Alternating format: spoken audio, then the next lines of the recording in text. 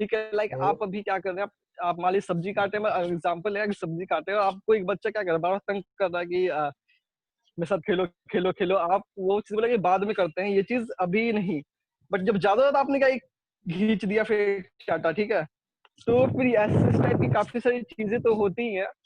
I think बहुत कम ही लोग बच पाते हैं इससे कि आप डांट हो या फिर कुछ मार हो, आपको नहीं पता है। अभी तो काफी सारे कम हो गए हैं, या फिर काफी सारे बच्चे तो अलग अलग चीजें भी करने लगते हैं, बट आई थिंक जब स्टार्टिंग में था उस समय, तो वो समय काफी क्रिटिकल था और सबने खाई है, सही है। तो ये आई गेस ये इंस्टेंटेनियस गुस्सा है, राइट?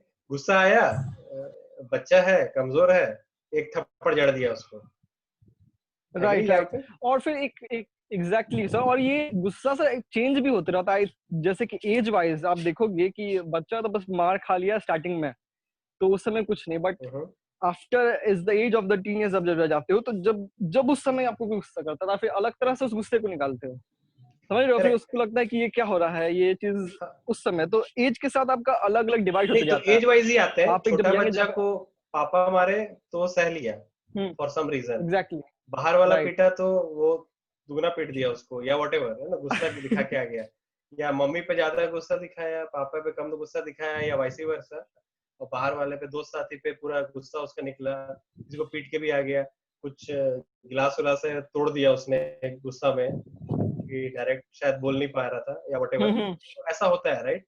तो राइट वो बच्चे का जो गुस्सा है वो तो आई थिंक सीड तो वहीं से स्टार्ट हो रहा है ना, कि एक बच्चे का गुस्सा को अगर पेरेंट्स टॉलरेट कर रहे हैं, या पेरेंट्स का गुस्सा को बच्चा टॉलरेट कर रहा है, तो कहीं ना कहीं जड़ तो वहीं से स्टार्ट हो रहा है।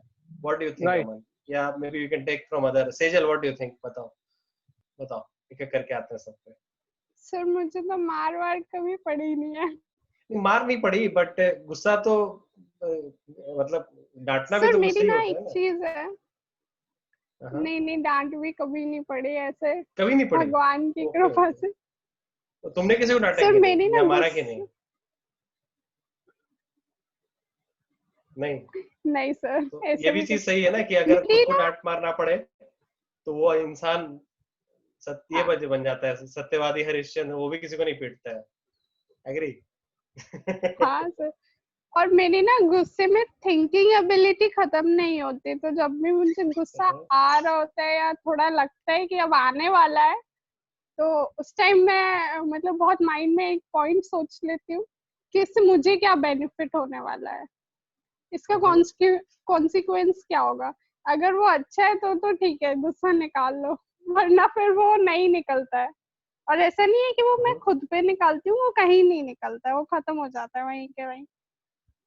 तो आई थिंक दो तरीके के गुस्से होते हैं, एक तो जिसमें आपकी थिंकिंग एबिलिटी काम करती है, और एक वो जिसमें नहीं करती है। तो मुझे वही वाला बीच आता में है भी है, जिसमें काम ग्रे एरिया करती भी है। होगा।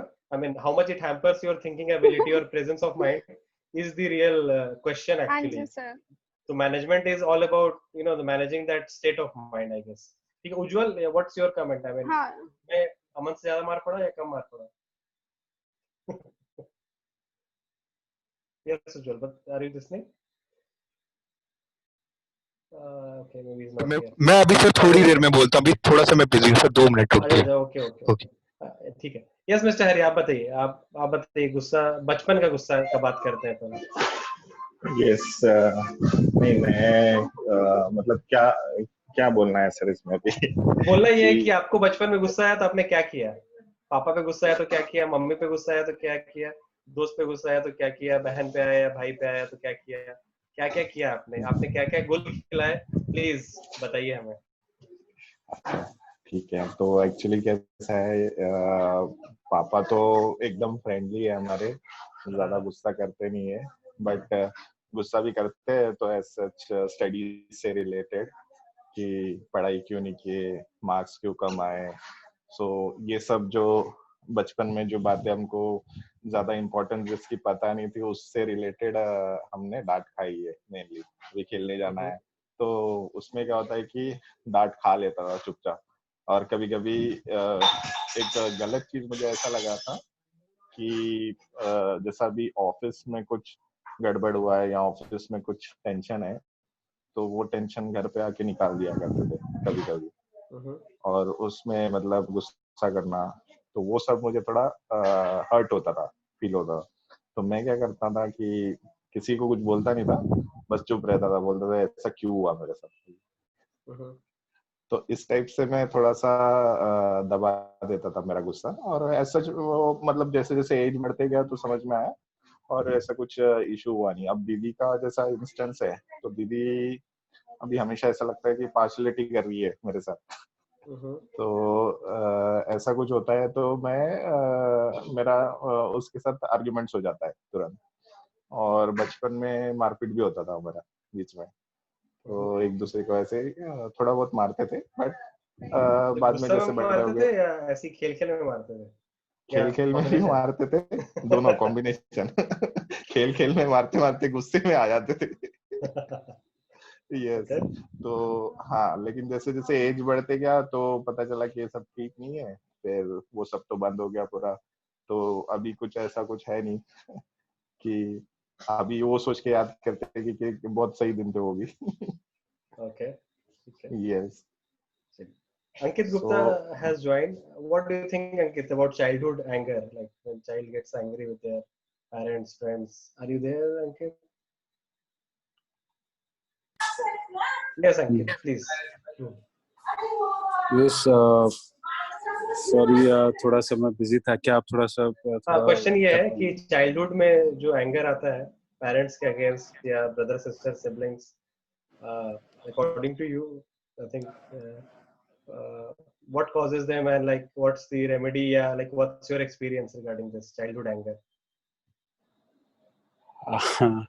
चाइल्डहुड बचपन तो बहुत दिन हो गए बीते हुए, बट डेफिनेटली थोड़ा बहुत जब रिएक्शंस मिलते, एक तो फर्स्ट ऑफ ऑल कि you learn with your surroundings, तो whatever you see and whatever you feel and whatever you get, definitely वो आपके पर्सनालिटी पे इफेक्ट करता है। चाइल्डहुड एंगर काफी केसेस में सब्सिडाइज भी हो जाते हैं धीरे धीरे करके, और काफी केसेस में थोड़ा एग्रेसिव हो जाते हैं।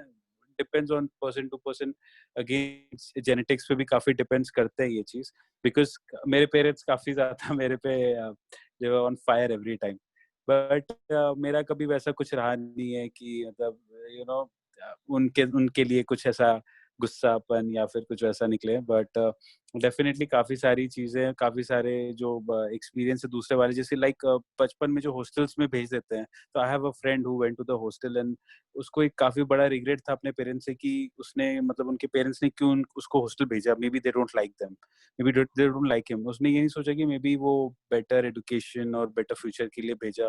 तो वो जो रिग्रेट था, वो he was around 25 years at that time, couple of years back I talked to him, and उसके मन में वही सेम चाइल्डहुड एंगर जो था, वो शायद उससे ज्यादा ही था। So definitely it varies from case to case. Yeah. Okay.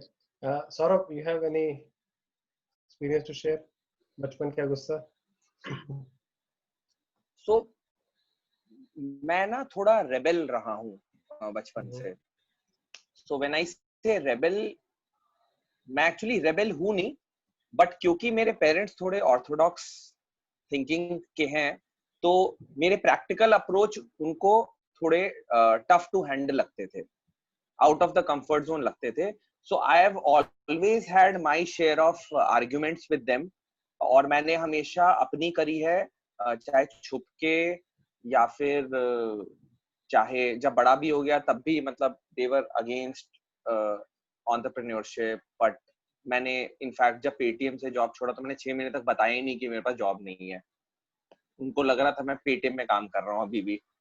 तो I found out a way to overcome these situations in my own ways। और हाँ, मार खाया है, बहुत मार खाया है, डांट सुना है। कल मैंने बताया था कि my father didn't allow me, पापा कल या परसों बता रहा था मैं कि पापा को पसंद नहीं था कि मैं खेलूं, तो मैं छुप के खेलता था। कभी पकड़ा भी जाता था तो वो बाल नोच के मेरे को बाल पकड़ के लेकर आते थे। इट वाज वेरी एम्बैरेसिंग, गुस्सा भी बहुत आता था, लेकिन आई हैव नेवर मतलब कि मैं थोड़ा डिसरिस्पेक्ट नहीं करता हूँ उनके सामने उनको। तो मैं अपना गुस्सा बहुत आता था, पर मैं गुस्सा पी जाता था, अब थोड़ा बड़ा हुआ हूँ, पैरों पे खड़ा हो गया हूँ, तो कभी कभी गुस्सा निकल जाता है, विच इज नॉट राइट। और लेकिन कभी पापा मम्मी ये आपका लाइव ये सुने यूट्यूब में है, तो मैं उनसे माफी भी मांगना चाहता हूँ कि कभी कभी मैंने रिटेलिएट किया है, which is not right, but I can't help it. मैं रेबेल हूँ और मैं अपनी करता हूँ, तो मुझे ऑपोजिशन आता है हर जगह से, बट ठीक है, इट्स ओके। सो ओके, ठीक है। ठीक है। तो एक चीज आई थिंक विथ पेरेंट्स ये दिखता है खासकर कि out of respect we you know sort of don't react or don't overreact usually, but in general, like anger, let's say, situations, that that control is not because out of respect. It is more because probably out of consequence, which can be related to respect in some ways. But I think बहुत सारे situation में भी इससे कि नहीं, मतलब है ना, बात बिगड़ जाएगी गुस्सा करने से, ये है वो है। बट पेरेंट्स के केस में उतना ही सोचते हैं कि बात बिगड़ेगी, रादर सोचते हैं कि अब बड़े हैं, जो भी है, इन्होंने जन्म दिया है हमें एक्सेट्रा, तो अब गुस्सा कर दिया तो कोई बात नहीं है, they are the ones who take care of us also, कभी कभार गुस्सा कर भी दिया तो क्या हो गया, ऐसे समझाया भी जाता है हमें इनफैक्ट। तो इस पे अभिषेक जनता हृदय, तुम्हारा कुछ कहना है क्या?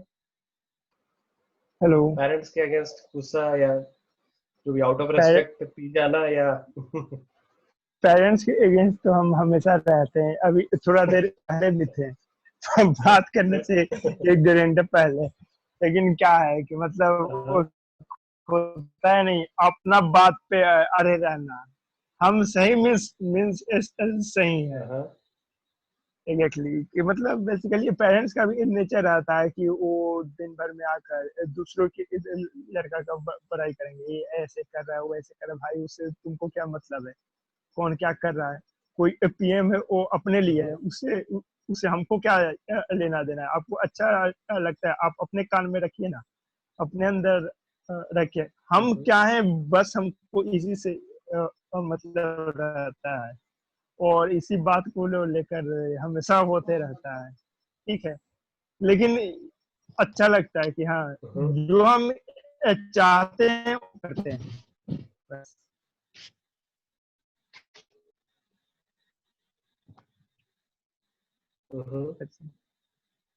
नहीं जाना चाहिए एक सेकंड, लेकिन कभी कभी मजबूरी भी हो जाता है। ओके,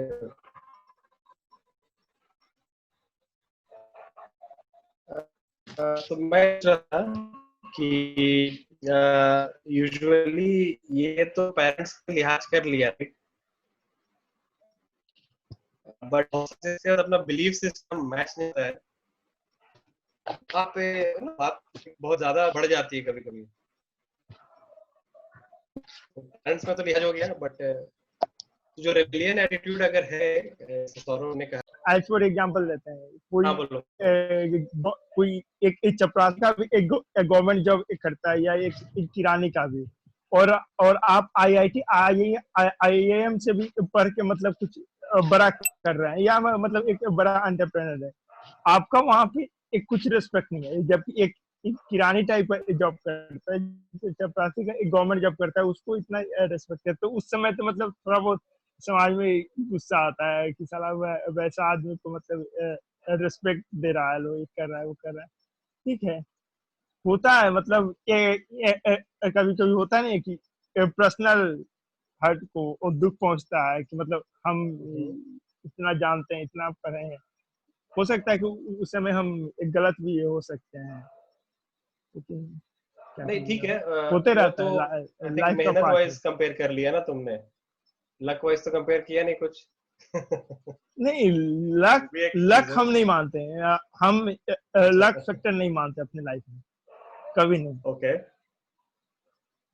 नहीं ठीक है, बट ये तुम्हारा मानना नहीं है। बस हम इसी पे मानते हैं। मेरा एक ही थॉट है कि एक कर्म का फल भोगना है। आज क्वेश्चन मेरा वही है अभिषेक जी कि किसी चीज में तो मैं आपसे अग्री करता हूँ।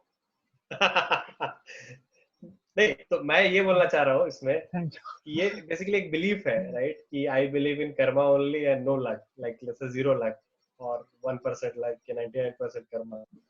ठीक है, कहीं ना कहीं एक लगता है कोविड जैसे आ गया वो लकी है, नहीं नहीं, वहां पे कोविड तो अपना जैसा हाथ नहीं ये है। लक कुछ नहीं है। वो अब जैसे हाँ, बिहार में एक कोरोना को भी माता बनाकर वो पूजने लगा सर। अब बताइए उस पागलपन का आप क्या कीजिएगा। अब सबसे पहले मतलब तो वैसे मैंने नारा लगाया था कि कोरोना भगवान की जय, बट वो फेमस नहीं हो पाया कहीं ना कहीं बट एनीवे, तो मैं ये बोलना चाह रहा था, I think coming to the point, कि बिलीव जो हमारा बन जाता है, what ever believe, let's say ये बिलीव है, वो बिलीव है, be it lifestyle belief, religion belief, political belief, जो भी है, whatever, we have a belief system. ये मैंने एंड नोट पे भी बोला था कल। और उस बिलीव, सब लोग उस बिलीव को बिलीव नहीं करेंगे, ये एक नहीं फैक्ट नहीं, है। इसमें ये एग्जैक्टली यही हम एक कहना चाहते हैं। मान लीजिए कि आप किसी चीज पे बिलीव कर लिए, जैसे इस सौरभ जी, वो क्या करते हैं, भले ही बावन स्टोर हो, लेकिन आम आदमी क्या सोचेगा, चश्मा बेचते हैं, ठीक है, होता है। हम भी जब अपना एलईडी का स्टार्ट किए थे तो वो क्या करता है, अब बल्ब बेचता है। लेकिन कौन क्या कहता है, इसके बारे में हम सोचने लगे ना, तो लोग मोदी जी से भी डिसएग्री हैं और एपीजे अब्दुल कलाम से भी डिसएग्री थे। खुद का अंदर से सेल्फ सेटिस्फेक्शन आपको अगर मिल रहा है कि हाँ हम जो वो कर रहे हैं वो सही है, एक बार आप अपने आत्मा से वो पूछिए। सक्सेस मिले ना मिले वो अलग का चीज है। अगर आप सही रास्ते पे रहिएगा ना, तो आज नहीं तो 5 साल बाद, 10 साल बाद मिलना ही है। कोई नहीं रोक सकता। आपका हट जो है अंदर से कहता है कि हम सही हैं, ठीक है, तो एकदम उसी रास्ते पे जाइए। हमको लगता है एक ना नहीं नहीं, एक दिन बिल्कुल, आपका वो ये मैं बिलीफ समझ गया। सिस्टम काम मैं ये करेगा। बोल रहा हूँ, क्वेश्चन ये बोल रहा हूँ कि तुम्हें जो सही लगता है या मुझे जो सही लगता है या किसी को भी जो सही लगता है, जरूरी नहीं है कि वो बाकी लोग को भी सही लगे। बाकी एंड लोगों से वो हमको वो गुस्सा में क्या मतलब कन्वर्ट है। हो जाता है कि ये मेरे बात हाँ, पे यकीन क्यों नहीं कर रहा है, बिलीव क्यों नहीं होता है कर तो रहा है। वो मन में दो चार पांच उसको वो गाली दे दीजिए अपने वो मन के अंदर, वो गुस्सा शांत हो जाएगा। हाँ, हम तो यही करते हैं कि मतलब जो मेरे बात पे बिलीव नहीं करता है, दो चार पांच वो गरियाते हैं मन में, उसके बाद आराम से वो गुस्सा शांत हो गया, चलो भाई ठीक है। अभिषेक जी, कल आपने हम सबको गाली दिया था क्या? नहीं नहीं नहीं नहीं, नहीं, नहीं। मन में दिया था मन में दिया था। मन में सिनेमा था ना, मन में हंस के अब दिखाओ अभी तक जूम मन की आवाज ट्रांसफर नहीं कर पाया है। मन की बात। नहीं तो हाँ, वही मैं बोलना चाह रहा हूँ, वो मन वाला चीज 4-5 ये तुम्हारा रेमेडी है, लेट्स से। या अंकित गुप्ता वांट टू से, प्लीज अंकित, हाँ बताओ। डेफिनेटली काफी अच्छा पॉइंट है कि आप जो बिलीव करते हो कि आप सही हो, डेफिनेटली 100% कभी सिचुएशन में ऐसा नहीं रहता कि आप ही सही हैं। आपको लगता है कि आप सही हैं, बट हो सकता है कि सिचुएशन में सामने वाला आपसे ज्यादा सही हो। बट सबको यही लगता है कि सब वो लोग ही सही हैं और वो लोग जो डिसीजन ले रहे हैं वही सही है, बाकी सामने वाला जो है वो गलत है। इसी चीज की वजह से काफी डिफरेंसेस होते हैं, between the relation of children and parents. क्योंकि आज का टॉपिक चिल्ड्रन और पेरेंट्स को रिलेटेड है लेके, नहीं, तो सारे पे है, एक एक पे आते हैं, अभी चिल्ड्रन पे है थोड़ा सा। तो हाँ, चिल्ड्रंस पे है तो हाँ डेफिनेटली बचपन में तो लगता ही है। एक तो एक थिंकिंग वाला जो चीज रहता है, एक मेच्योरिटी लेवल नहीं रहता, तो लगता है कि नहीं क्यों ऐसा मतलब हो रहा है, जास्ती क्यों हो रही है अपने साथी की, मतलब हमारा बात नहीं सुना जा रहा है और हमारे ऊपर थोपे जा रहे हैं काम और ये सब। तो डेफिनेटली जब बड़े होते तो रियलाइज होता है कि हाँ कुछ रीजन था उसके पीछे, मेच्योरिटी लेवल आती है ना। सबसे अच्छी चीज है जितनी जल्दी मेच्योरिटी आ जाए बच्चों में, उतना जल्दी ये जो है चीज वो मैनेज हो सकता है ना। जैसे कि अभिषेक ने बोला, डेफिनेटली काफी सारे ऐसे सॉल्यूशंस हैं जिससे आप जो है रिलेशनशिप को काफी अच्छे रख सकते हैं अपने पेरेंट्स के साथ।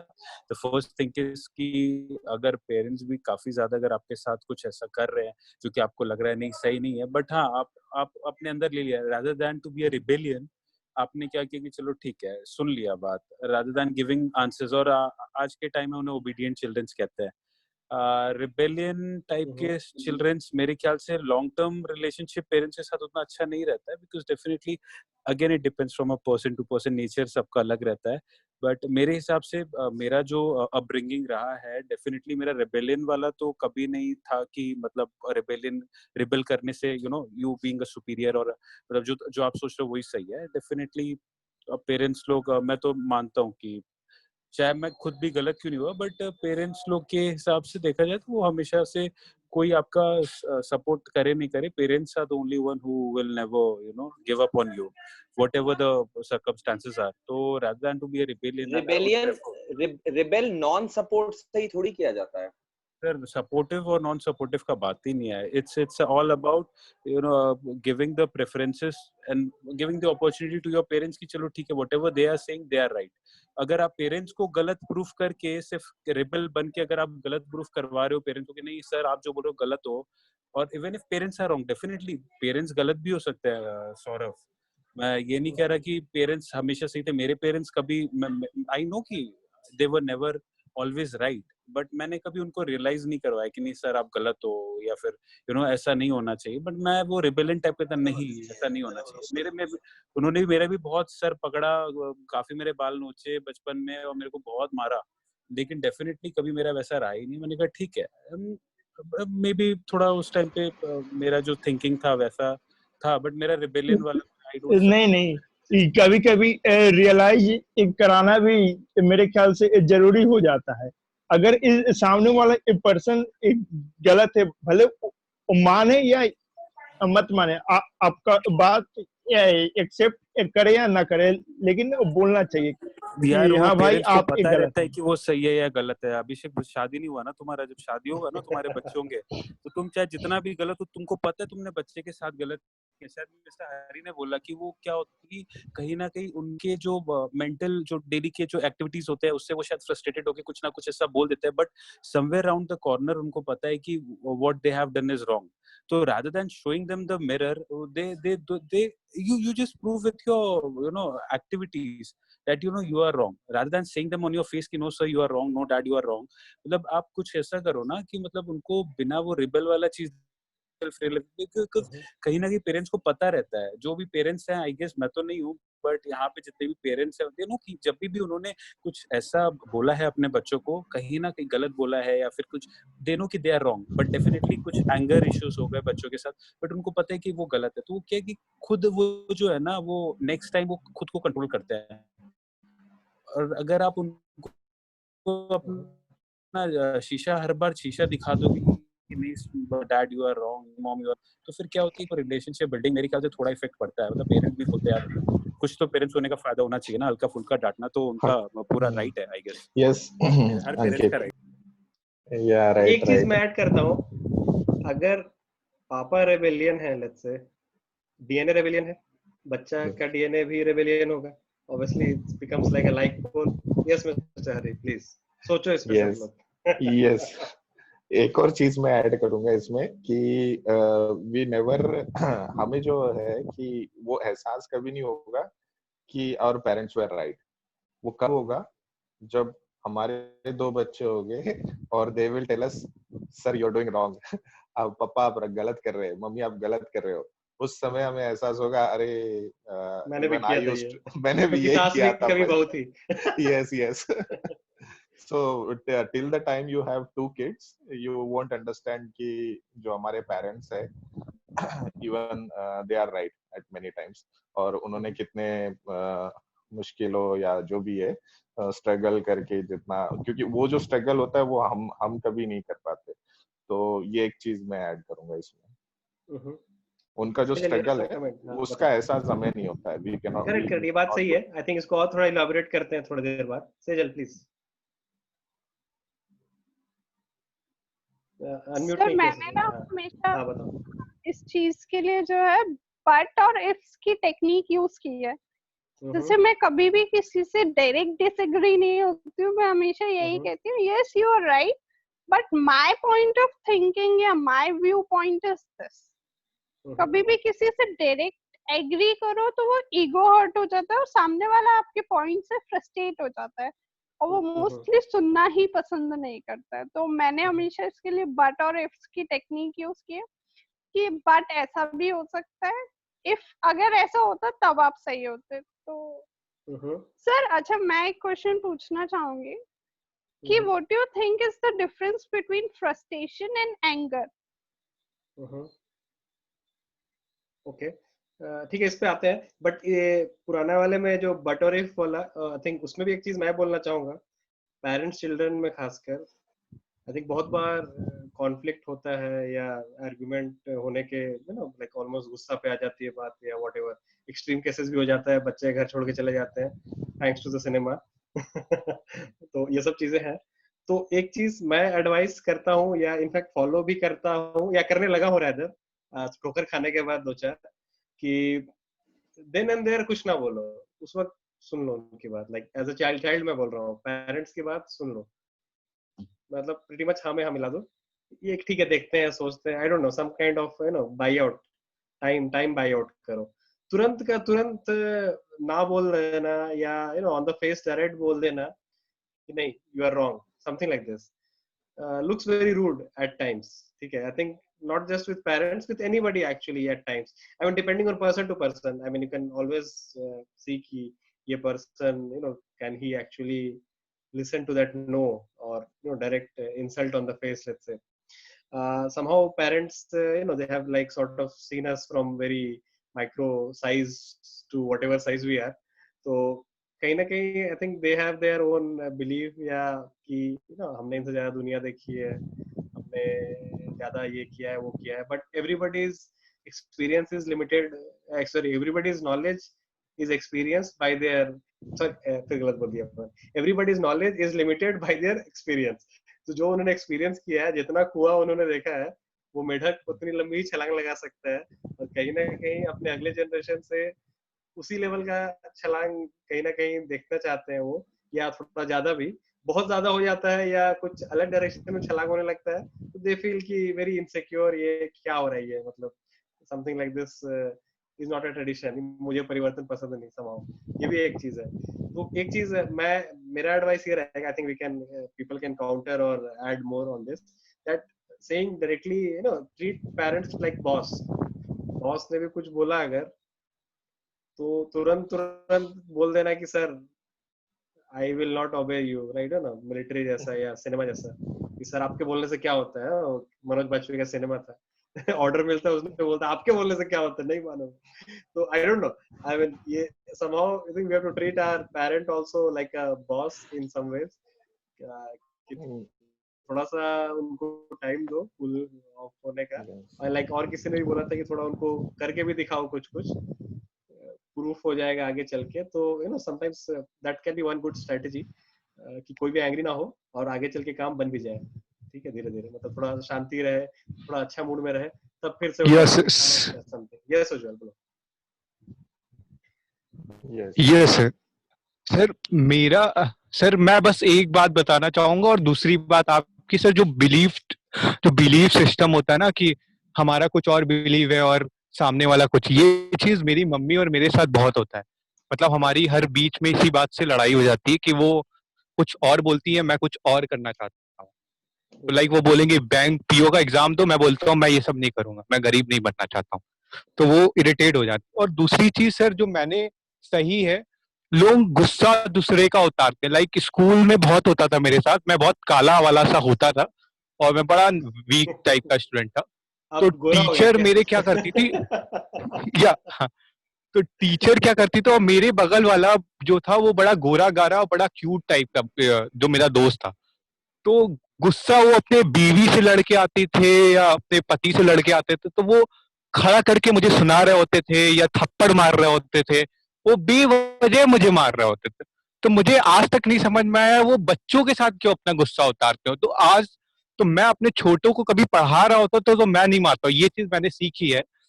और आई थिंक सर हमें गुस्सा को कई बार कंट्रोल करनी चाहिए। लाइक हमें ऐसे ही नहीं करना चाहिए कि किसी का गुस्सा किसी पे उतार देते हैं, और ये चीज बच्चों के साथ बहुत होता है। लाइक माँ बाप भी, मेरे माँ बाप तो ऐसे नहीं है फॉर्चुनेटली, बट मैंने बहुत बच्चों को, बहुत माँ बाप को देखा है, वो अब बाहर से काम करके आते हैं या दोनों एक दूसरे से लड़ रहे होते हैं तो बच्चों को मारने लगते हैं या उल्टा सीधा बोलने लगते हैं कि तुम कुछ नहीं हो, ये है वो है वो है। तो बस मेरा सा एक क्वेश्चन है कि सर इसको कैसे गुस्सा कंट्रोल करें, कि लाइक हम एटलीस्ट ऐसी जगह पे तो गुस्सा नहीं कर सकते जिससे कि दूसरों की लाइफ भी बेकार हो सके। लाइक कुछ ऐसे ही जैसे टीचर करते हैं तो बच्चे डिप्रेस में आ जाते हैं। मैं कई बार डिप्रेस में आया था, स्कूल से आता था तो घर पे रोने लगता था।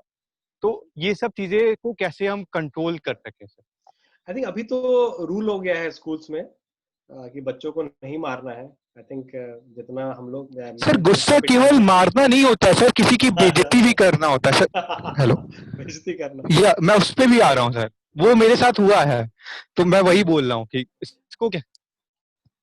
नहीं ठीक है, आई थिंक इसका एक आंसर type धीरे धीरे मारना से बड़ा चीज partiality, बेइज्जती करना होता है। मारना से बड़ा चीज बेइज्जती बेइज्जती करना होता है। और Yes, उससे yes. भी बड़ा मार चीज दिया होता तो है कि बेइज्जती सुन के हंसते रहना, राइट? एग्जैक्टली। वो और भी बड़ी चीज है, उसके लिए बहुत बड़ा जिगर लगता है सर। करेक्ट। और तो उस लेवल पे आना है सबसे हमें। फालतू आदमी वो होता है कि आपके बाप के सामने कोई क्वेश्चन पूछने लगता है। मान लीजिए कि आप कहीं गए हुए हैं और पापा के सामने क्वेश्चन पूछने लगा हिंदी का और गिनती गिनो, गलती से अब पता नहीं चला आया, 40 के बाद आता ही नहीं ठीक है। उसको गिनती। एग्जैक्टली। तो ये सब एक गलत चीज है, नहीं करना चाहिए। इसे डिमोटिवेट हो जाता है इंसान। तो इसके या लिए जरूरी इसमें नहीं है आता कि है एग्जैक्टली। मतलब हाँ हर तो चीज हर ये कोई जानता हो। बिल्कुल बिल्कुल नहीं, हर चीज हर कोई नहीं। मैं बताता हूँ, ये दो तरह के लोग होते हैं। एक तो तुमसे जेन्युइन क्वेश्चन पूछ रहे हैं कि हाँ चलो भाई बेटा तुमको क्या आता है, पापा तुम्हारा बड़ा तारीफ करते हैं, थोड़ा देखते हैं क्या आता है। एक दूसरा होता है, उसको पता होता है कि इसके पापा फेकू नंबर 1 है, इसको थोड़ा सा ना मजा लिया जाए इसका। तो वो ऐसा क्वेश्चन पूछेंगे जहां पे तुम्हें अटकना ही अटकना है, और तुम्हें बाद में ना ईगो की वजह से पिटाई पड़नी ही पड़नी है आगे चल के कि भाई क्या हो गया, क्या तुम कैसे मेरा बेइज्जती कर दी उसके सामने। तो आई थिंक इस पे भी आते हैं थोड़ा सा। Yes Sejal, you have some comment please. Yes sir. Sir ये जो डीप मोटिवेशन आपने बोला, तो ये नेगेटिव मोटिवेशन भी हो सकता है। लाइक कि करेक्ट। कभी कभी इंसान पॉजिटिव मोटिवेशन से उतना मोटिवेट नहीं हो पाता, लेकिन आप उसको एक बार बोल दो तुम ये नहीं कर सकते, या उसकी इंसल्ट कर दो उस पॉइंट को लेके, तो वो इतना मोटिवेट हो जाएगा कि आपको 2-3 दिन में वो काम तैयार मिलेगा। तो it can be a negative motivation too. नहीं नहीं, ये तो सही बात है। आई थिंक ये हम लोग बात भी कर रहे हैं इनफैक्ट कि गुस्सा आया या ईगो पे आया तो उसने उसको पॉजिटिव में कन्वर्ट कर दिया। बट आई थिंक एक और फैक्ट है कि ऐसा बहुत कम लोग कर पाते हैं। ज्यादातर लोग वो नेगेटिविटी साइड ही ढकेल जाते हैं, राइट? कहीं ना कहीं। अच्छा, एक और क्वेश्चन था सेजल का कि फ्रस्ट्रेशन और एंगर, आई थिंक इधर related. I think maybe mister Hari आप कुछ बोलना चाहेंगे? Frustration anger please. Yes yes sir, just मुझे सेजल यहाँ पे ये बोलना था कि फ्रस्ट्रेशन जो होता है कि गुस्सा आना क्या होता है कि जैसे ही तुमको गुस्सा आ गया निकाल दिया, so that is your anger, you were able to express it and उसको हमने निकाल दिया, अपने दिमाग से निकाल दिया, we were able to explore. But कई बार ऐसा होता है कि जैसे टीचर पे गुस्सा आ रहा है, टीचर को मारने का मन कर रहा है, but we can not do that. We can not do that. तो बच्चा चुप बैठता है। और ये बड़े होने के बाद हो सकता है कि बॉस के साथ ऐसा हो किसी के कि इतना काम दिए जा रहा है बार बार, बहुत गुस्सा आ रहा है, इसको तो कभी मिला तो बहुत मारूंगा इसको मैं। तो वो होता है फ्रस्ट्रेशन। वहां पे गुस्सा बहुत आ रहा है बट वो तुम कुछ कर नहीं पा रहे हो। फुटबॉल के गेम में जब तुम खेलते खेलते अगर जैसे किसी का फाउल हो जाता है या किसी का पैर लग के maybe he falls down, ही दूसरा ओपोनेंट गिर जाता है, तो वहां पे जो होता है कि वो सोचता है कि मैंने इतनी मेहनत की but ultimately it has become of no use because of small mistake. So वो वहां पे एक फ्रस्ट्रेशन होता है जब कोई within a fraction of second he loses the match, like he uses the race. वहां पे भी फ्रस्ट्रेशन होता है कि यार अभी इतना मतलब मेहनत किया, बस 1 सेकंड की वजह से within a fraction of second I couldn't make it first number. So ये सब वहां पे जो है फ्रस्ट्रेशन होता है हमको मेनली। तो यही है कि फ्रस्ट्रेशन और एंगर में जो है ऐसा डिफरेंस है। तो एंगर एक तरह से हमने निकाल दिया इमोशंस को। Oh yeah, so I think भड़ास what he's saying is controlling that emotion, not just anger. I think any kind of emotion control जितना करेंगे लोग फ्रस्ट्रेशन में कन्वर्ट हो सकता है। यस सौरभ, और उसको कंस्ट्रक्टिवली अगर लिया जाए तो वो फ्रस्ट्रेशन नहीं होगा सर, वो भी मुझे ऐड करना है। आई थिंक हम लोग पूरे डिस्कशन का एंड यही है कि how to drive everything towards constructive side instead of destructive. Yes Saurabh please. Sir तो हाँ बोलो मुझे लगता है सेजल के ही जो सवाल हम का दूसरों पे एक मिनट सोचो, कंप्लीट करने दो। Yes question. यस सॉरी जो हम दूसरों पे निकालते हैं वो फ्रस्ट्रेशन होता है, क्योंकि हम एंगर एट द मोमेंट नहीं निकाल पाते, तो वो जो फ्रस्ट्रेशन हमारे अंदर होता है वो हम जाके दूसरों पे निकालते हैं। मतलब डिलेड एंगर, राइट? गुस्सा जो पी गया वो फ्रस्ट्रेशन में हाँ कन्वर्ट सर। हो गया और बाद में गुस्से में कन्वर्ट हुआ फिजिकल चेंज, केमिकल चेंज जैसा।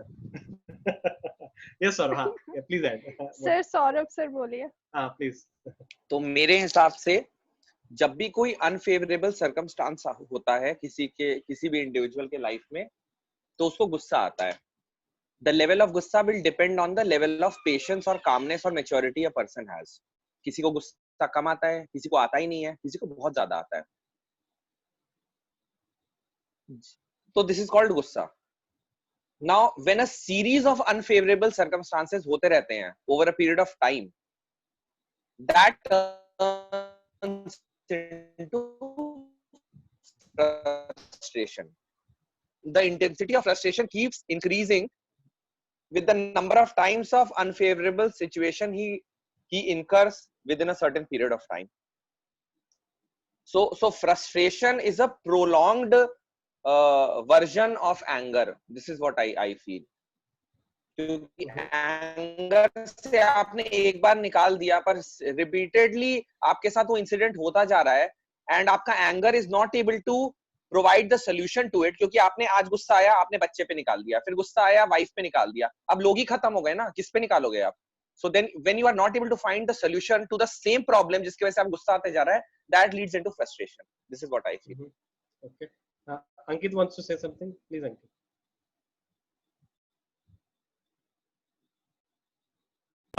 Yes. So डेफिनेटली पेशेंस तो मेरे को लगता है कि पेशेंस क्रिएट करना इट्स वेरी इंपॉर्टेंट जब बच्चे रहते हैं.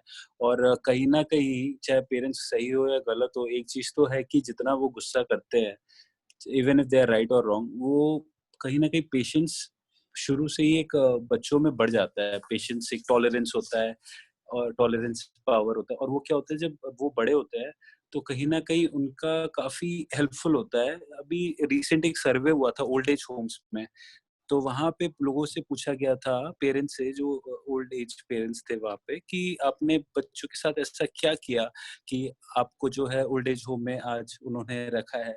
You will be surprise to know कि most of the parents said कि उन्होंने अपने बच्चों पे आज तक कभी गुस्सा ही नहीं किया था, ना ही कभी उनके ऊपर हाथ उठाया है. As compare to there were a very small section of people who said कि उन्होंने मतलब बच्चों पे हाथ उठाया शुरू से, बचपन में उन्होंने काफी उनके साथ थोड़ा सा अब्यूजिव नेचर किया मे बी.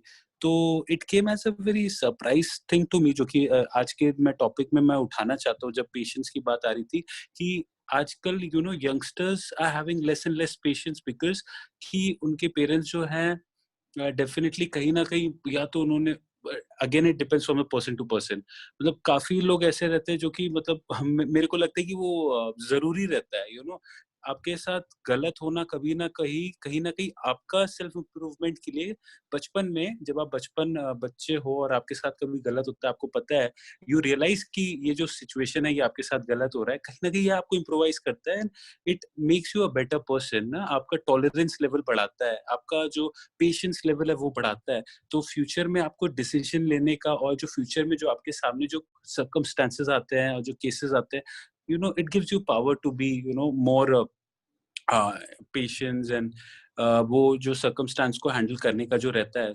तो मैं वही एक स्टडी का आप लोग को बता रहा था कि it came as a very surprise thing to me कि जो डेफिनेटली जो रिबेल करते हैं ना पेरेंट्स के साथ, एक चीज तो है कि वो they may care about their parents a lot. जैसे सौरभ और अभिषेक ने बोला, I am sure that they may be more closer to their parents as compare to those जिनको कभी ना कहीं किसी से, मतलब पेरेंट्स से कभी कुछ हुआ ही नहीं.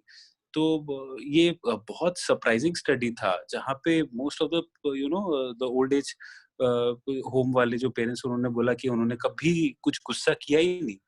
तो ऐसा क्यों? मतलब कहीं ना कहीं पेशेंस का भी है. यंगस्टर्स पेशेंस लेवल जो है वो थोड़ा एडजस्टमेंट नहीं कर पाते पेरेंट्स के साथ, थोड़ा सा इम्पेशेंस हो जाते हैं जब पेरेंट्स ओल्ड होते हैं. और सो आई गेस तो इसमें ये चीज है, मैं थोड़ा सा ऐड करता हूँ. आई थिंक वो गुस्सा और डर की वजह से डिसिप्लिन भी मेंटेन रहता है घर पे. Right, और right, वो चीज कहीं ना absolutely. कहीं रहता है कि पेरेंट्स का मेरे पापा आ रहे हैं तो किसी को सिगरेट पीने की आदत है या ड्रिंक करने की आदत है तो वो पापा के सामने नहीं करेगा Right, एटलीस्ट। right, right. तो वो लिहाज करेगा एटलीस्ट और पेरेंट्स। लिहाज जो है ना, ये लिहाज आपको हाँ बहुत फायदा करेगा फ्यूचर में, जब हाँ आप when you go in the market, जब आप जॉब ले उसमें रहते हो या फिर बिजनेस में करते हो या फिर आप कुछ भी एक पोजीशन में रहते हो, आपको काफी हेल्प करता है। This is what I feel personally, I guess everyone will agree कि मतलब लॉन्ग टर्म में तो हेल्प करता ही है। डर, बट पेरेंट्स से डरना, it helps a lot, I guess. Yeah, it can कहीं be ना related कहीं। to a mild ragging in colleges, although बहुत ज्यादा हो गया हाँ। इसलिए बैन करना पड़ गया, but I guess mild ragging I support fully. Yes, Neeraj, please. Mild ragging by parents are allowed. Parents या इवन टीममेट्स, बैचमेट्स, सीनियर जो भी है होना चाहिए थोड़ा सा, नहीं तो अदरवाइज वो फूलों की सेज का आदत लग जाएगा ना। Yes Neeraj, please. अंकित जी ने बहुत ही अच्छी बात बोली है कि मतलब जो ये इन्होंने सर्वे का जो भी बताया पॉइंट, मेरा इसमें कहीं ना कहीं ये मानना है कि जैसे उज्जवल ने कहा कि मम्मी के साथ बहुत लड़ाई होती है। लड़ाई तभी होती है जब आपके बीच कुछ अच्छा रिलेशन है, एक दूसरे के लिए प्यार है, एक दूसरे के लिए वो फिक्र है कि हाँ बेटा बैंक पीओ का पेपर दे ले, जल्दी सेटल हो जाएगा। नहीं तो लड़ाई क्यों होगी? लड़ाई होगी नहीं ना अगर किसी को एक दूसरे की फिक्र नहीं है तो। और अब जो अंकित ने जो सर्वे की बात कही कि कभी डाटा नहीं, कभी आपस में कोई अनबन नहीं हुई, तो उसका रीजन भी वही है कि मेरे को लगता है कि कहीं ना कहीं वो सब उस तरह का लगाव, उस तरह की फिक्र नहीं थी एक दूसरे के लिए, और वो फिर रिलेशन में जो डिस्टेंस बढ़ते बढ़ते एक टाइम पे ऐसा हो जाता है कि चलो ठीक है, अब मुझे ये अपनी लाइफ में नहीं चाहिए। दूसरा, एक स्टार्टिंग से एक बात चल रही थी कि बच्चे गुस्से वाले बन जाते हैं, डीएनए की भी बात हुई, ठीक है। आई कम फ्रॉम हरियाणा। हरियाणा में एक पर्टिकुलर कम्युनिटी को बहुत गुस्से वाला माना जाता है, ठीक है, मैं नाम नहीं लूंगा, सब समझते हैं किसकी बात कर रहा हूँ। मैंने बहुत क्लोजली, मेरा बचपन गांव में बीता है, बिल्कुल देहात में, पहले 5 साल मैंने बहुत क्लोजली वॉच किया है कि कैसे अपब्रिंगिंग में फर्क है उस कम्युनिटी में और एक बाकी जो दूसरे आम लोग जो माने जाते हैं। वो जो भी बच्चा घर में देखता है ना, वो बनता है। डीएनए वीने नाम की चीज सब बकवास है, कुछ नहीं होता है वो। आप घर में जो माहौल देंगे बच्चा वही बनेगा। मैं जिस कम्युनिटी की बात कर रहा हूँ, उनका बच्चा अगर कुछ भी कर दे, कुछ भी, मैं ये बता रहा हूँ कि दूसरे के घर जाके सामने वाले का सर भी फाड़ दे, माँ बाप कभी चूं तक नहीं करते हैं। वो इस तरह से पालते हैं स्टार्टिंग से बच्चे को कि इसको बनाना ही हमें वो मारने वाला है, इसको बनाना ही हमें फाइटर है, इसको ये काम करना ही है लाइफ में और हम इसको कभी नहीं टोकेंगे। तो बच्चा स्टार्टिंग से उस माहौल में पलता बढ़ता है कि उसको लगता है कि जो मैं कर रहा हूँ ना, यही सब ठीक चीजें हैं, यही वो चीजें हैं जिससे मुझे वाहवाही मिलती है, या मुझे यही करके मुझे आगे जीवन में बढ़ना है। और बच्चा घर में जो माहौल देखता है ना, उससे बहुत कुछ सीखता है। मेरे को बहुत अच्छा एक एग्जांपल याद है कि बड़ा भाई माँ बाप से बहुत बदतमीजी करता था और दोनों भाइयों में 7-8 साल का फर्क था। छोटा भाई बड़े भाई की बदतमीजी देख देख के पहले से ही इतना सचेत हो गया कि उसने कभी भी, है ना, जो भी गलतियां बड़े ने की वो कभी की नहीं। और जितना बिगड़ा हुआ बड़ा भाई था उससे कहीं ना कहीं बहुत बेटर पढ़ाई में भी, सामाजिक रिश्तों में भी, हर तरह से छोटा भाई है। तो बच्चा घर में जो माहौल देखता है उससे बहुत सीखता है। वो पॉजिटिव वे में भी सीखता है, नेगेटिव वे में भी सीखता है। वो अब उसको, आपको उसके इमोशंस को किस तरह मोड़ना है, वो एक सोचने वाली बात है। Okay. Anyone wants to add something? Ritvik joined. Ritvik Ranjan, are you listening, Ritvik?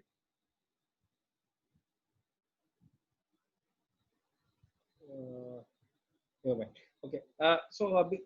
So दूसरे I think ये नीरज ने जो कहा, I think so एक समराइज करते हैं बच्चों वाला पार्ट पे एटलीस्ट, कि upbringing plays a major role. DNA might be there or not there, जो भी है उससे हो सकता है, नहीं हो सकता है, can be debated of course, but upbringing can alter DNA at least or alter the whole course of action. Sir मेरे हिसाब से सर बच्चा कोरा कागज होता है, आप उसपे जो कुछ लिखेंगे वो उसी हिसाब से वही सब चीजें सीखता हुआ चला जाएगा। आप अपने आप से बच्चे को मोल्ड कर सकते हो कि आपको बनाना क्या है, बस आपको उस डायरेक्शन में थोड़ा सा काम करने की जरूरत है। और मेरा जो एक तरीका है ना, I am also a father. मैं आजकल एक जो नया, मतलब मैंने भी कहीं ना कहीं सीखा है किसी से, ये मैं कभी भी डायरेक्ट ना नहीं बोलता कि बेटा नो, बहुत आदत होती है माँ बाप को, नो ऐसे मत करो, वो मत करो। मैं उसको बताता हूँ कि देखो ऐसा करोगे ना तो ऐसा हो सकता है आपके साथ, और ऐसा करोगे तो ये सही हो सकता है या ये गलत हो सकता है। Now you decide what you want to do. वो सबसे बेस्ट वे है। आप बच्चे को नॉलेज दीजिए and then let him take decision. एक सर्टेन एज के बाद ही हो पाएगा ये, 5 साल एटलीस्ट, मतलब। लेकिन शुरू में मतलब जब बच्चा कर रहा है तो उसको समझाने की कोशिश की जा सकती है कि ये करने से ये गलत हो सकता है और ये करने से ये सही हो सकता है। तो उससे बच्चे में एक तो डिसीजन मेकिंग पावर स्टार्टिंग से आएगी कि हाँ मुझे खुद से डिसीजन लेना है, जो कि बहुत लैक करते हैं बहुत बड़ी एज तक। मैं कॉलेज के हॉस्टल में गया, आई वाज सरप्राइज्ड, 3-3 महीने तक बच्चे रोते थे। कॉलेज हॉस्टल में फर्स्ट ईयर की बात कर रहा हूँ, आफ्टर 12। मम्मी की याद आ रही है, ये आ रही है, मेरे को ये लेना है लेकिन मुझे समझ नहीं आ रहा, हर चीज मम्मी से फोन पे, मुझे एक 10 रुपए की कॉपी खरीदनी है, मम्मी मैं खरीद लूं क्या? मतलब डिसीजन मेकिंग पावर नहीं है। कुछ भी बच्चे ने आज तक बाहर जाके कुछ खरीदा नहीं है, कभी बाजार का कोई एक्सपीरियंस नहीं है, लोगों से बात करने का कोई एक्सपीरियंस नहीं है। घर में कोई रिश्तेदार आ जाए, बच्चे अलग कमरे में जाके बैठ जाते हैं। तो वो सब चीजें मतलब जो है ना वो सीखने वाली, मतलब आप कब ट्रेनिंग देंगे इन चीजों की? कोई ऐसा कोई फॉर्मल ट्रेनिंग नहीं होती है, ये घर में होते होते हो जाती हैं। और वो उसी को आपको डे 1 से मतलब आपको थोड़ा करके सिखाइए और बच्चा अपने आप डिसीजन लेने लगेगा। यस अमन बताओ। सर मेरा सेजल है। यस सेजल जल्दी से बोलो।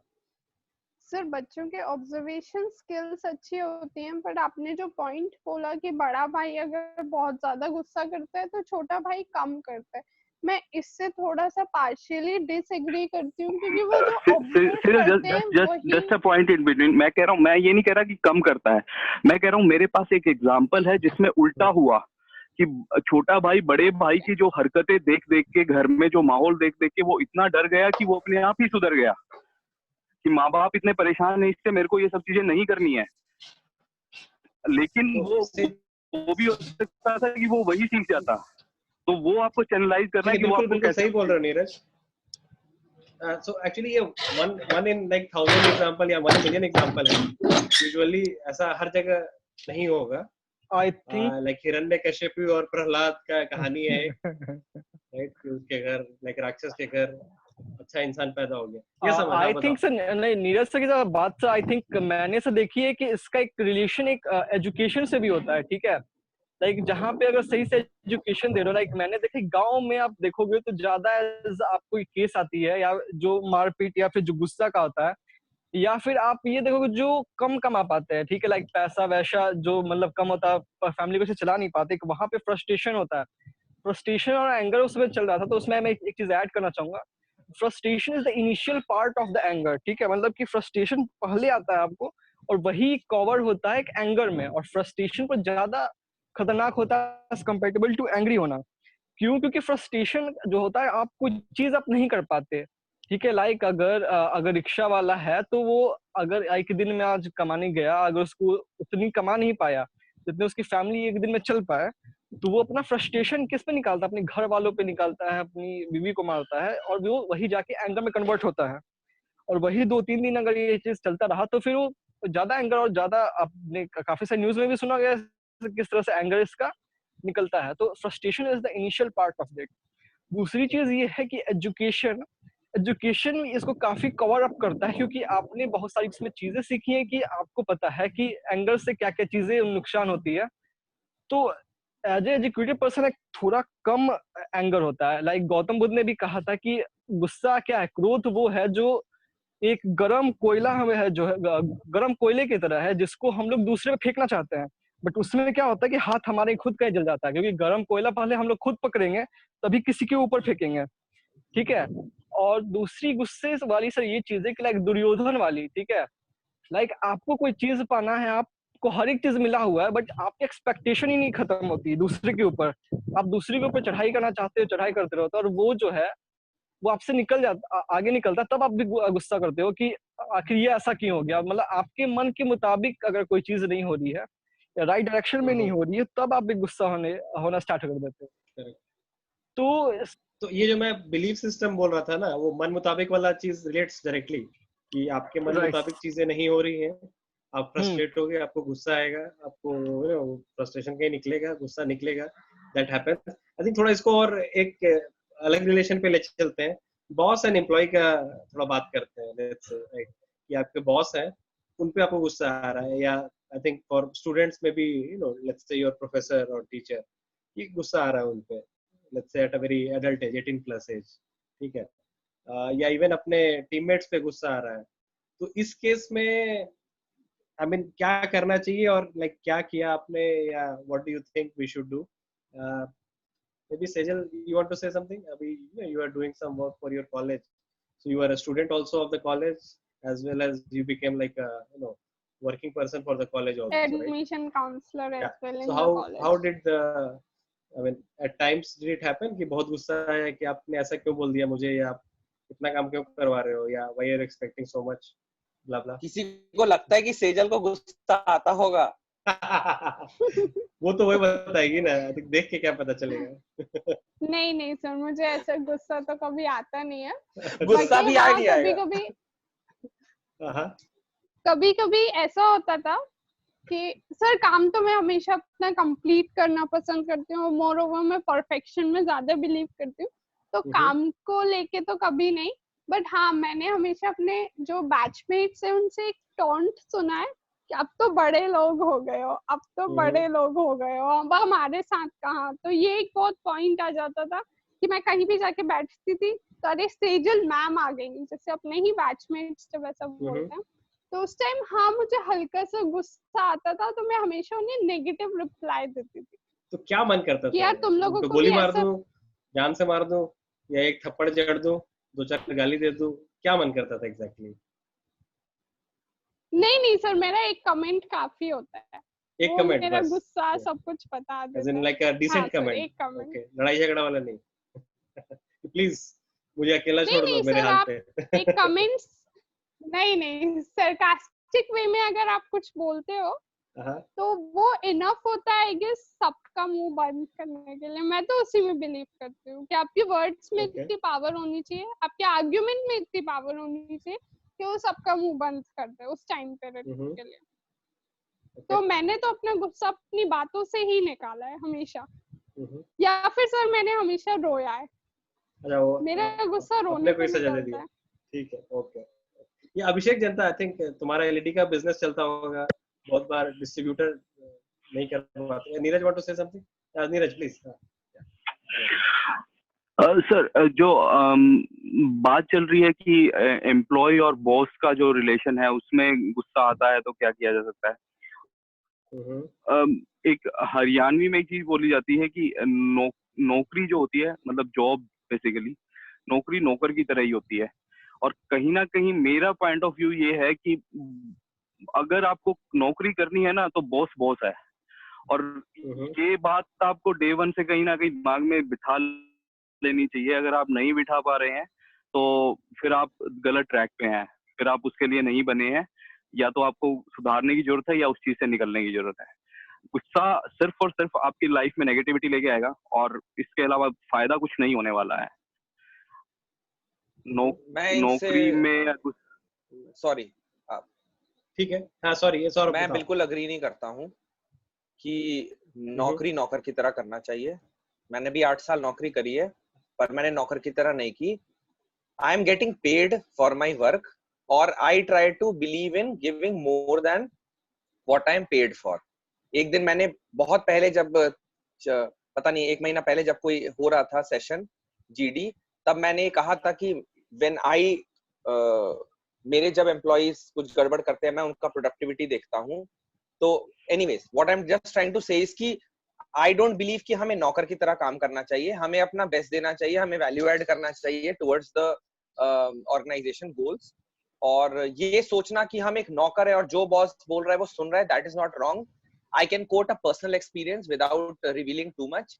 मेरे एक बॉस थे, उन्होंने मुझे सबके सामने, मतलब वहां पे कम से कम 100 लोग होंगे, सबके सामने वो चिल्लाए मेरे ऊपर बिकॉज ही फेल्ट कि मैंने कोई चीज गलत किया, and I stood by my decision. मैंने रिटेलिएट नहीं किया क्योंकि वो मेरे बॉस है, तो मैं चुपचाप सुनता रहा। मैंने एक शब्द भी नहीं बोला, सब लोग के सामने मेरा मजाक उड़ा, और 2 दिन बाद बॉस मेरे को अकेले केबिन में लेकर गया और उसने मुझसे माफी मांगा।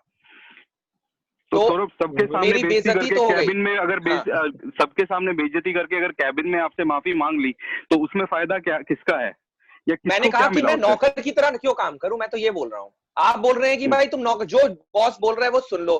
बॉस ने बोला ऐसे करो, मुझे सही नहीं लगा, मैंने नहीं किया, और मैंने डांट सुना, मैंने रिटेलिएट नहीं किया, वो मेरा अपब्रिंगिंग है कि मैंने रिटेलिएट नहीं किया, लेकिन क्योंकि मैं सही था इसका प्रूव हो गया व्हेन ही अपोलोजाइज्ड, चाहे सबके सामने करे चाहे कमरे में करे, पर बॉस को रियलाइज हो गया कि सौरभ सही था। मैं बस ये पॉइंट बोलना चाह रहा हूँ। हम नौकर की तरह क्यों काम करें कि भाई लेफ्ट चले जाओ तो लेफ्ट चले जाओ, राइट चले जाओ राइट, ऐसे क्यों करना है भाई? मैं घोड़ा हूँ, गधा थोड़ी हूँ। लेफ्ट नौकर की तरह मैं ये नहीं कह रहा हूँ कि आप ब्लाइंडली किसी को फॉलो कीजिए, मैं कह रहा हूँ कि आपको काम दिया गया है तो काम करना ही पड़ेगा। आप अगर उससे फ्रस्ट्रेट हो गए घर में आके शाम को पैर पीटेंगे, बच्चों को मारेंगे या बर्तन फेंकेंगे तो वो गलत है। मैं ये नहीं कह रहा कि आपसे कोई इलीगल काम करने को कहे या आपको गलत काम करने को कहे या आपकी जॉब प्रोफाइल के अगेंस्ट काम करने के लिए कहे वो भी करो। मैं कह रहा हूँ कि जो जॉब में जो काम है वो काम की तरह करना ही पड़ेगा। ठीक है, आप थोड़ा सा ना नुकुर करेंगे लेकिन at the end of the day करना पड़ेगा। फ्रस्ट्रेशन लंबे समय तक आप कैरी करोगे तो कभी भी फायदा नहीं देने वाली। मेरा पॉइंट ऑफ व्यू कुछ ऐसा था। ठीक है सौरभ, एक क्वेश्चन तुम्हारे पे है। राजा की तरह करूंगा, नौकर की तरह नहीं करूंगा। नहीं सौरभ, अगर उसने 2 दिन बाद तुमसे माफी मांगा तो सेटल हो गया, माफी नहीं मांगता तो क्या होता है? कुछ भी नहीं, मैं अपने तरीके से काम करता रहता। If he would like to take an action and remove me from the company, he has the right. मैं एग्जिट इंटरव्यू में अपना पॉइंट रखूंगा। If they don't want me, if I am not worthy, they will remove me. I have already been removed 3 times from the company, in fact 4 times. नहीं, but ये तो तुमने handle कर लिया ना, सब लोग नहीं हैंडल कर पाएंगे ना 3 बार। 3 तलाक हो गया ना। मैं अपने लिए बोल रहा हूँ, मैं अपने लिए बोल रहा हूँ। I can not speak for everyone. मैं अपने लिए बोल रहा हूँ। ये तो वही बात होगी ना, ना जी का घर है और हाँ जी की नौकरी है। वही हुआ ना कि ठीक है तो आपको आपने रिटेलिएट नहीं किया, वो बहुत अच्छा है। वो उस बात को भी मैं बोलने ही वाला था कि कॉर्पोरेट में एक बहुत अच्छी चीज मतलब बोली जाती है कि कभी भी है ना गुस्से में कम्युनिकेट मत करो, स्पेशली ईमेल। जब आप बिल्कुल फ्रस्ट्रेशन में हैं, गुस्से में हैं और आपने ड्राफ्ट करके रख लो जो भी आपने है, लेकिन उसको करना अगले दिन, और शायद 99% चांस आप उसको भेजोगे नहीं। तो ये बात तो मैं मान ही रहा हूँ आपकी कि आपने रिटेलिएट नहीं किया, बहुत अच्छा किया, लेकिन एट द एंड वही है कि आपने कहा कि 3 बार मेरे साथ हुआ, तो वही है कि अगर आपने ना जी जहां पे बोला तो वो तो घर के लिए ही है ना फिर, कि बैठो चलो ठीक है जी हो गई है नौकरी। हाँ जी जब तक चलेगा जब तक की नौकरी होती है। और कहीं ना कहीं जो मैंने स्टार्टिंग में बोला वो इसी के अराउंड था। हाँ, तो मैं ये थोड़ा सा इसमें थोड़ा सा एक्सप्लेन करता हूँ। ये इंडिविजुअल टू इंडिविजुअल है। नहीं, सही बात है Saurabh. What I am trying to say is कि अगर ले ऑफ का बारी आएगा तो बॉस से पूछा जाता है यूजुअली कि आपकी टीम में 10 लोग हैं, आप मुझे बताओ कि आपकी टीम से 2 लोग को आउट करना है, किसको किया जाए? तो वो बॉस जनरली वो 2 लोग का जो नाम लेगा probably not out of productivity ले, rather he will put that relation above the productivity. I told that day that मेरे को बॉस ने मुझे अपने टीम से हटाया था डिस्पाइट द फैक्ट कि I was the best performer. तो उसने हटाया अपनी टीम से तो because of I don't no, उसको कोई इनसिक्योरिटी होगा, ईगो क्लैश होगा, whatever it is.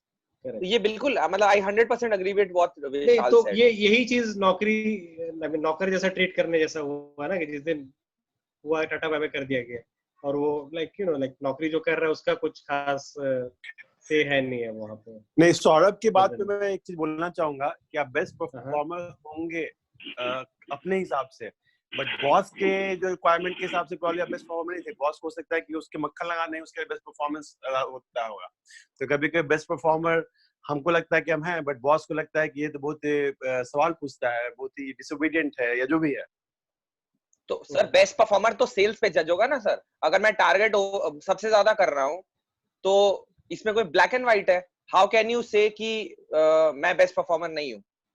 It is a maths का पेपर। आप 100 के 100 नंबर ले आओ तो आप बेस्ट परफॉर्मर हो। नहीं, सेल्स में आप सबसे अच्छे सेल्समैन हो, बट आपको केवल सेल्समैन के रूप में नहीं बॉस आपको देख रहा है। बॉस आपको देख रहा है कि आप उसके सबऑर्डिनेट के रूप में, आपके टीम के रूप में कितने बोले कि धंधा तो बहुत अच्छा लाते हो, बहुत ज्यादा पैसा लाते हो, बट तुम्हारा चेहरा मुझे का इशू है, तुम्हारा भाषा पसंद नहीं है। बिल्कुल बॉस तो बॉस।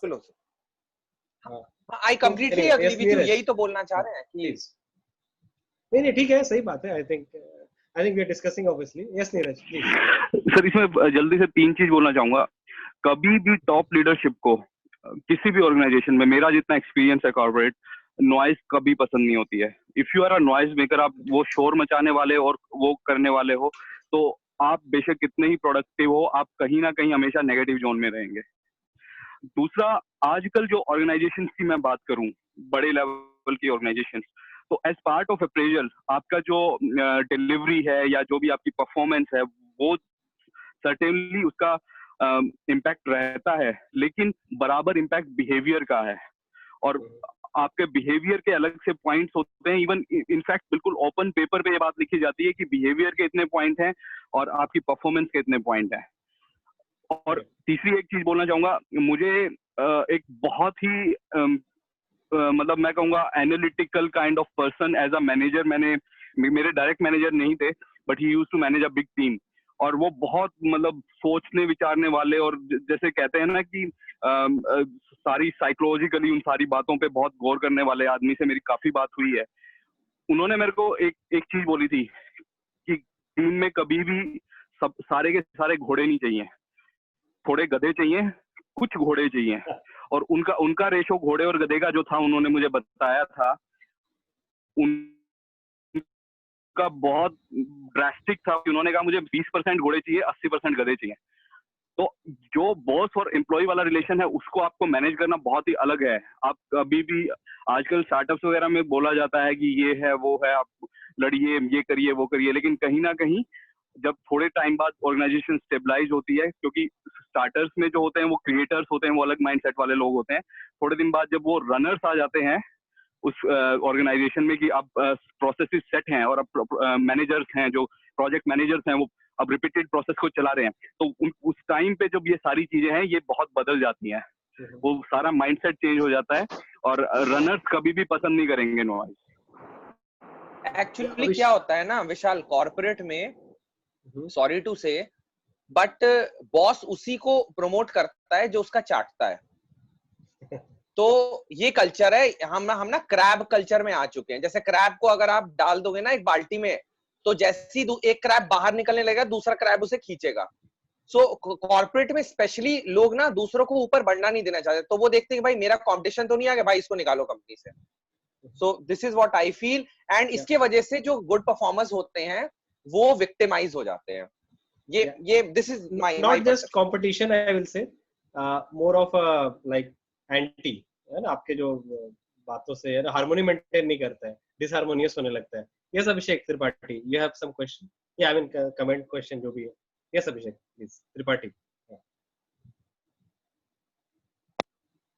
ख्याल से मेरे पॉइंट ऑफ व्यू से, जहां पर एटीट्यूड रहता है सर, जहां पर एटीट्यूड रहता है, मेन प्रॉब्लम वही होती है सर। जैसे कोई भी किसी भी काम करने से पहले एटीट्यूड, अगर किसी का भी, या ईगो प्रॉब्लम रहती है, मेन ईगो प्रॉब्लम रहती है अमंग सर। जैसे 10 लोग आ रहे हैं, जैसे सौरभ सर ने बोला कि मैं बेस्ट परफॉर्मर था, तो उसमें जैसे 10 लोग हैं, 10 लोगों के बीच में कुछ के बीच में ईगो प्रॉब्लम जरूर रहती है कि वो अच्छा कर रहा है, मैं क्यों नहीं कर पा रहा।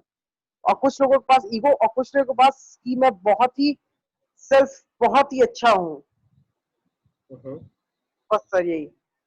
सही बात है, आई थिंक कुछ हद तक सही है कि अच्छा परफॉर्म करने से कभी कभी ईगो भी आ जाता है, and then we say things that is not meant to be said. Yes Atul sir please.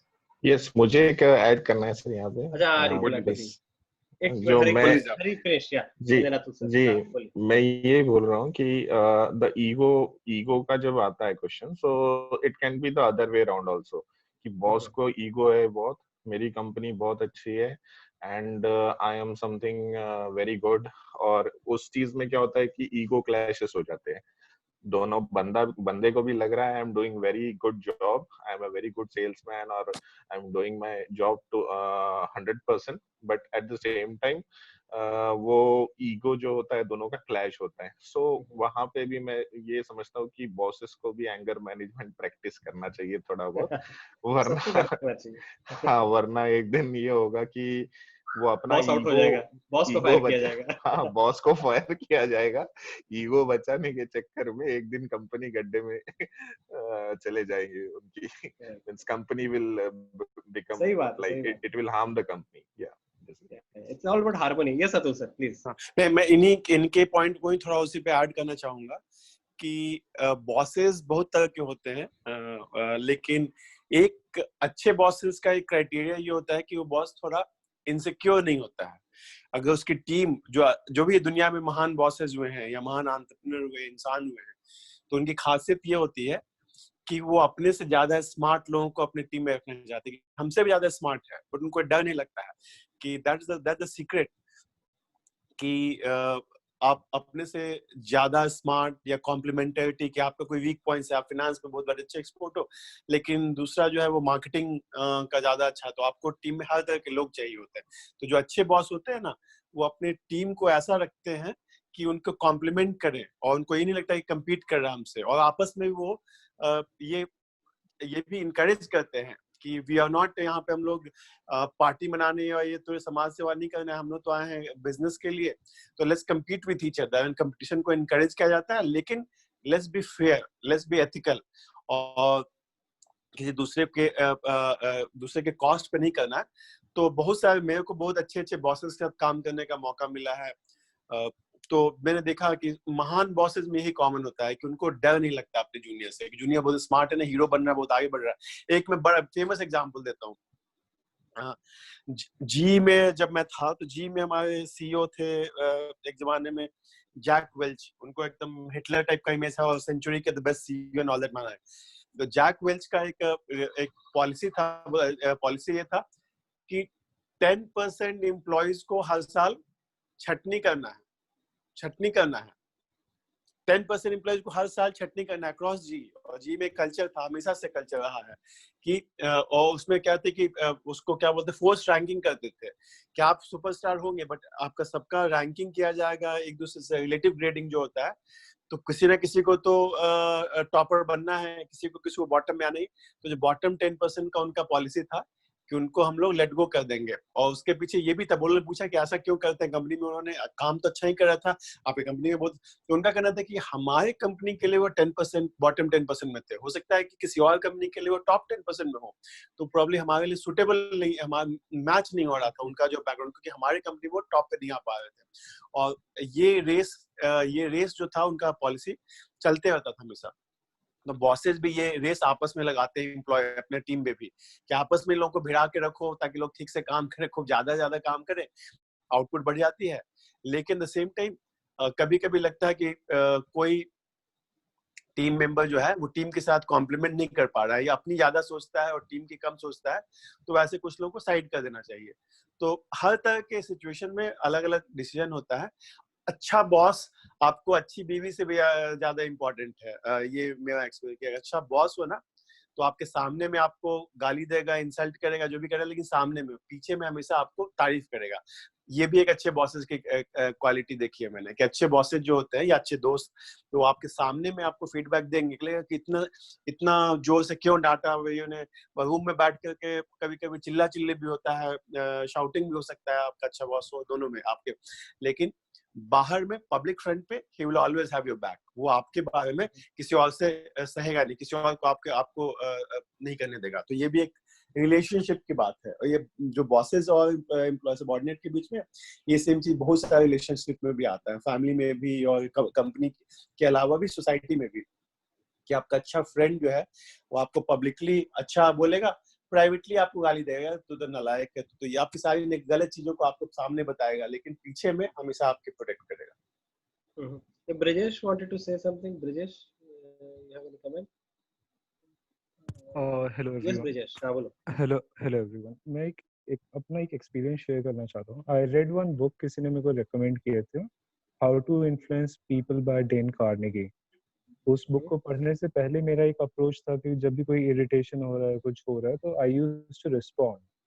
और बुक को पढ़ने के बाद it helps to understand how to react to people. अगर कोई बंदा विद्रोह कर रहा है या आपके एकदम अगेंस्ट चला गया, तो उन लोगों से कैसे रिएक्ट किया जाए, कैसे समझा गया, कोई स्ट्राइक पे चले गए तो उनसे एकदम कैजुअल बिहेवियर रखना और एक कैजुअल इनफॉर्मल टाइप का एक कन्वर्सेशन रखना और एक कैजुअल चीजें रखने से भी आपका काम हो जाता है। और जैसे किसी ने अगर गलती की तो उसको मुंह छुपाने का मौका देना चाहिए। और एक और ये सेकंड चीज था। और थर्ड चीज उसने सिखाया था कि अगर आपका बॉस हमेशा आपको क्रिटिसाइज कर रहा है कि आप कुछ भी करते हो और आपका बॉस आपको क्रिटिसाइज करता है, तो उसमें उसने एक ट्रिक सिखाया था कि आप उसके सामने जाके बोलो कि do you want me to fail. So और आप सेल्फ क्रिटिसिज्म में एक दो चीजें होती हैं कि मेरे को ध्यान रखना, छोटी छोटी, अगर कोई बॉस अगर सामने से अगर नुक्स निकालता है, अरे तूने ये कर दिया वो कर दिया, उस टाइप का अगर किसी सीनियर का अगर बिहेवियर है, तो उसके सामने अगर आप सेल्फ क्रिटिसाइज करोगे, यार मेरी ही गलती थी, मेरे को नहीं करना पड़ा, इससे चाहिए हो जाएगा, देन बॉस और द सीनियर सेज अरे कोई बात नहीं, because he sees the self criticism. तो एक कुछ साइकोलॉजिकल ट्रिक्स थे, वो एक डैन कार्नेगी की बुक है हाउ टू इन्फ्लुएंस पीपल, वो उसके वो चीजें मेरे को हेल्प किया, जिससे नहीं तो लोगों की एक्टिविटी से जो मेरे को मेंटल प्रेशर झेलना पड़ रहा था बुक पढ़ने से पहले, that book helped a lot in dealing with people. इसलिए मेरे को एक दो पॉइंट ऐड करना था। उसमें काफी 10-15 ट्रिक्स दी हुई हैं और लगभग 150 साल पुरानी बुक है, तो उसके एग्जाम्पल जो है काफी पुराने हैं, लेकिन काफी कोरिलेटेबल है, तो वो एक मेरे को हेल्प किया। या प्लीज वो शेयर कर देना ग्रुप में, चैट हाँ, बॉक्स में। मैं यस नीरज प्लीज। ब्रिजेश ने एक बहुत ही अच्छी बात बोली कि मुंह छुपाने का मौका देने वाली जो बात कही है, ये पर्टिकुलर बुक जो ये बात कर रही है मैंने भी पढ़ी है, बहुत अच्छी बुक है। स्पेशली पॉइंट के बारे में जो उन्होंने कहा, आजकल बहुत ये होता है कि कोई कुछ बोल रहा है तो मुझे जवाब देना है या उसको उसी टाइम बताना है कि तूने गलती की है, और मतलब उसी टाइम सबके सामने दिखा देना है कि हाँ ये गलत था और प्रूव कर देना है ये गलत था। ये चीज मैक्सिमम टाइम नेगेटिव जाती है, आपके अगेंस्ट जाती है, आपकी इमेज के अगेंस्ट जाती है, और कहीं ना कहीं आपके बारे में जो लोगों की सोच है उसके भी अगेंस्ट जाती है। बिल्कुल भी जरूरी नहीं है कि आपको सामने वाले को उसी टाइम जता देना है कि गलती की है। बहुत बेटर है ये अप्रोच कि आप छोड़ दो एंड लेट टाइम डिसाइड, और मैक्सिमम टाइम जो इससे आपको जो मिलेगा ना वो बहुत ही फ्रूटफुल होगा। ये मैंने कई बार अप्लाई किया है, और ये एक मतलब मैं सबको रिकमेंड करूंगा कि एक बार जरूर यूज करके देखनी चाहिए ये चीज।